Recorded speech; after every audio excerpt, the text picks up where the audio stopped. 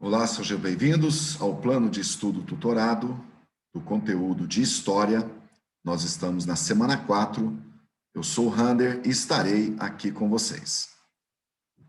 Nesta semana, você identificará os processos de produção, hierarquização e difusão dos marcos de memória e discutirá a presença ou ausência de diferentes grupos que compõem a sociedade na nomeação desses marcos e referenciais de memória.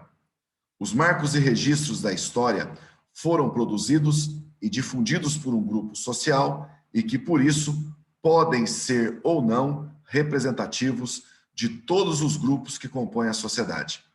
Você perceberá que a escrita ou documento escrito não é a única fonte da história e a reconstituição do passado dos diversos grupos que compõem a sociedade pode ser feita por meio de outros tipos de fontes, como relatos orais, lendas, rituais, formas de saber e fazer, objetos, fotos e construções. Observe a imagem que apresenta a tradição oral africana, os griots, e em seguida analise o esquema para que você possa retomar as principais informações trabalhadas nesta semana.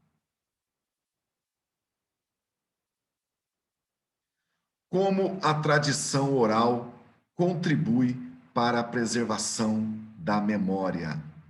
O historiador interpreta as fontes históricas, que pode ser uma fonte oral. O que é uma fonte oral?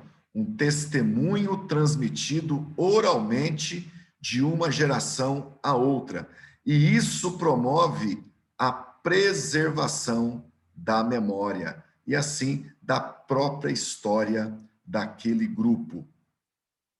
Daí a importância dos griots para a cultura africana, já que eles não desenvolveram a escrita. As atividades propostas para essa semana: uma entrevista pode ser considerada uma fonte histórica? Ela apresenta uma verdade absoluta e inquestionável? Justifique sua resposta. Na maioria dos casos, não, pois o entrevistado pode apresentar unicamente o seu lado dos fatos. Assim, ele pode omitir informações e até mentir para favorecer seu ponto de vista. E para complementar, daí a importância do historiador, que é verificar todas as informações que foram dadas nessa entrevista para confirmar se ela é verdadeira ou não. Algo importante de se fazer é sempre verificar a fonte histórica.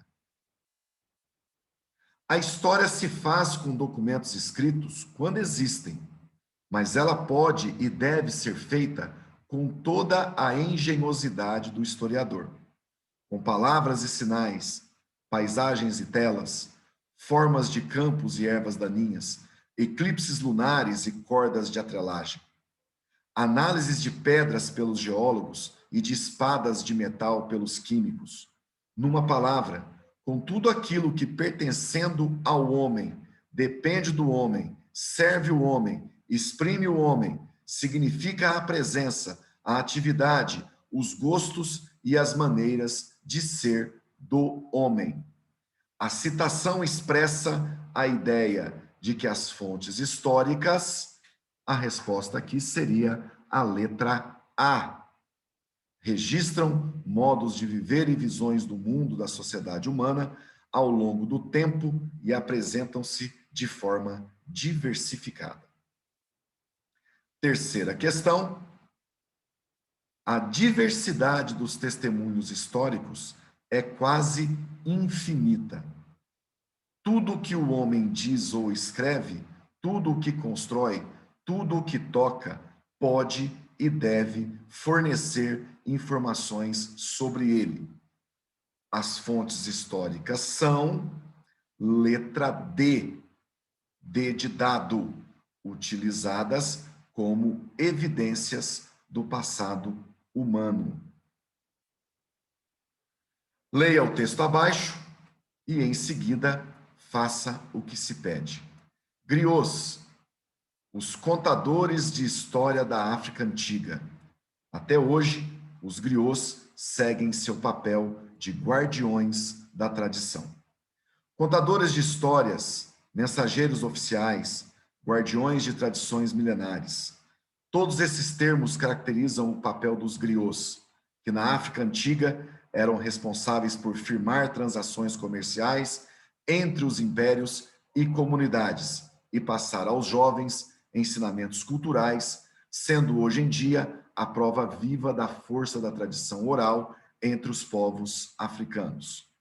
A partir do texto, apresente as contribuições dos griots para a história da África.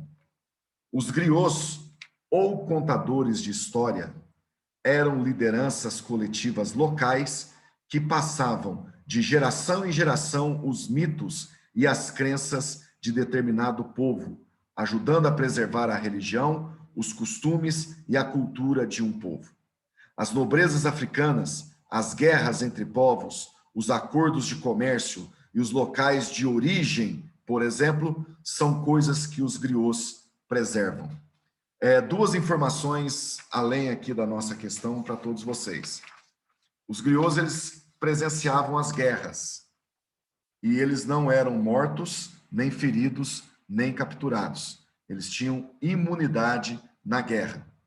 Eles viam a guerra acontecendo, mas nada acontecia com eles, exatamente para eles guardarem a memória do que tinha acontecido naquele dia, que povo venceu, que povo perdeu.